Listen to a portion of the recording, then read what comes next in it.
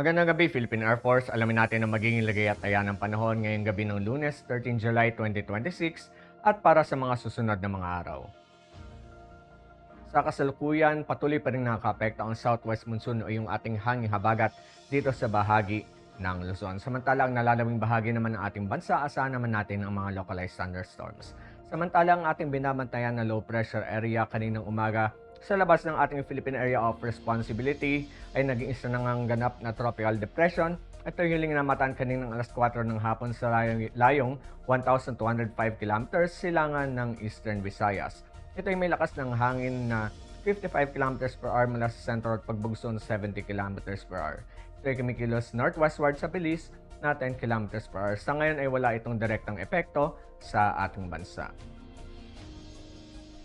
At para sa magiging forecast track nitong si Tropical Depression Haishen, ito ay inaasang kikilos generally west-northwestward within the next 12 hours at inaasang papasok ng ating Philippine Area of Responsibility ngayong gabi o bukas ng umaga. At pag ito ay nakapasok na ng ating PAR, ito ay bibigyan natin ng local name na Josie.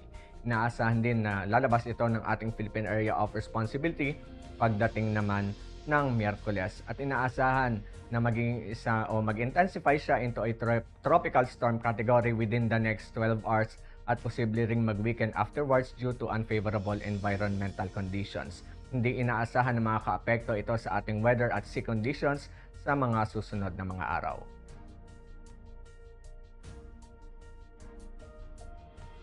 Para sa ating general area forecast, asahan natin na ang Ilocos Region, Benguet, Zambales, Bataan at Tarlac ay makakaranas pa rin ng maulap na kalangitan na may kalat-kalat na pagulan, pagkidlat at pagkulog. Samantala ang Metro Manila at ang nalalabing bahagi ng Luzon, ganoon na rin sa buong Visayas at Mindanao, asahan natin ang bahagi hanggang sa maulap na kalangitan na may pulo-pulong pagulan, pagkidlat at pagkulog.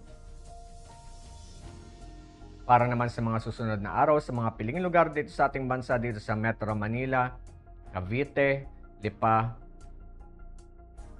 Angeles, Puerto Princesa, Kalayaan Islands,